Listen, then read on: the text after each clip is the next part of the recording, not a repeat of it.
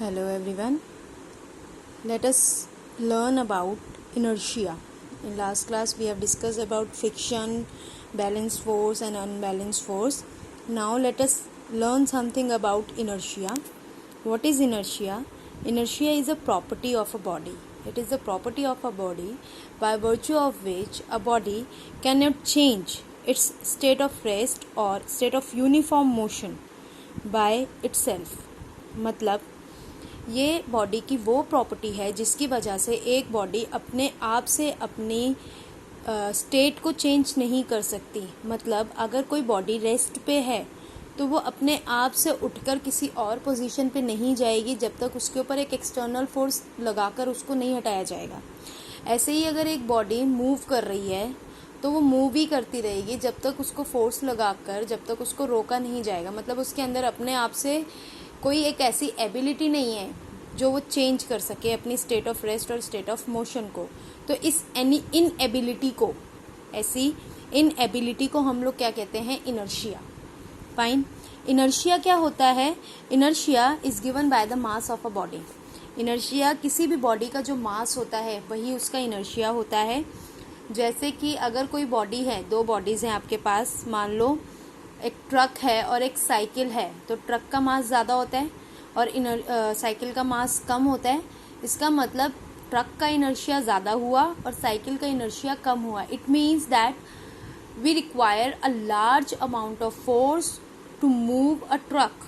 Truck को हटाने के लिए हमें बहुत ज़्यादा फोर्स की ज़रूरत पड़ेगी। क्यों? क्योंकि उसकी इनर्शिया ज़्यादा है।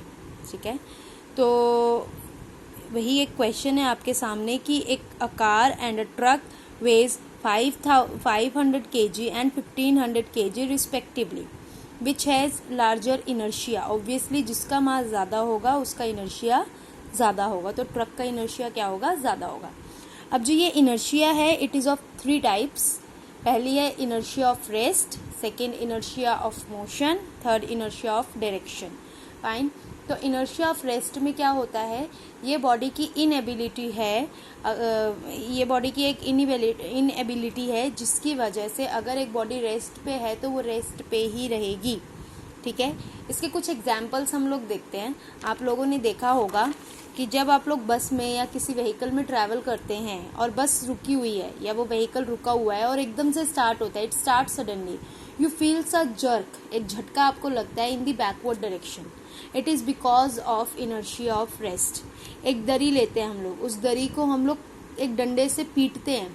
ठीक है, उससे क्या होता है? जो डस्ट पार्टिकल्स होते हैं वो सारे बाहर आ जाते हैं। ठीक है, एक पेड़ की टहनी है जो रेस्ट पे है, आपने उसको बहुत तेज हिलाया तो क्या हुआ? जितने भी उसके ऊपर फ्रूट्स थे, हो सकता है पत्ते, वो गिर जाते हैं। ठीक है, तो ये सब क्या है? ये सब एग्जाम्पल है इनर्शिया ऑफ रेस्ट के। इसमें हो क्या रहा है?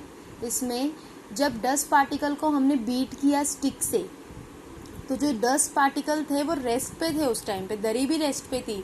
लेकिन जैसे ही हमने दरी को बीट किया, जो दरी थी वो पीछे चली गई या आगे चली गई, जिस भी डायरेक्शन में वो गई, बट जो डस्ट पार्टिकल थे वो उसी पोजीशन पे पड़े रह गए और वो नीचे गिर गए। यानी जो भी बॉडी रेस्ट पे होती है वो अलग हो जाती है। जैसे कि जो पत्ते थे पेड़ पे वो रेस्ट पे थे। ठीक है, जैसे ही हमने उसे हिलाया तो टहनी मोशन में आई एकदम से, जिसकी वजह से जो रेस्ट पे थे पत्ते या फल वो क्या हो गए? वो आपके नीचे गिर गए। ठीक है, तो ये कुछ एग्जाम्पल्स हैं इनर्शिया ऑफ रेस्ट के। फिर आपके पास आता है inertia of direction, inertia of motion, sorry. तो इनर्शिया ऑफ मोशन में क्या होता है? इनर्शिया ऑफ मोशन में मेरी ये वो प्रॉपर्टी है जिसकी वजह से अगर एक बॉडी मोशन में है तो वो मोशन में ही रहेगी जब तक उसके ऊपर एक फोर्स लगाकर उसको रेस्ट पे नहीं लाया जाएगा। इसका एक एग्जाम्पल आप ये देख सकते हैं कि जब बस चल रही है आराम से और एकदम से रुकती है, इट स्टॉप सडनली, तो you feels a jerk in the forward direction. ठीक है, एक फॉरवर्ड डायरेक्शन में आपको झटका लगता है, किसकी वजह से? मोशन की वजह से। ठीक है, क्यों? क्योंकि बॉडी मोशन में थी, एकदम से स्टॉप, एकदम से ब्रेक लगा तो वो एकदम से रेस्ट पे आई, जिसकी वजह से उसको क्या हो गया? झटका लग गया।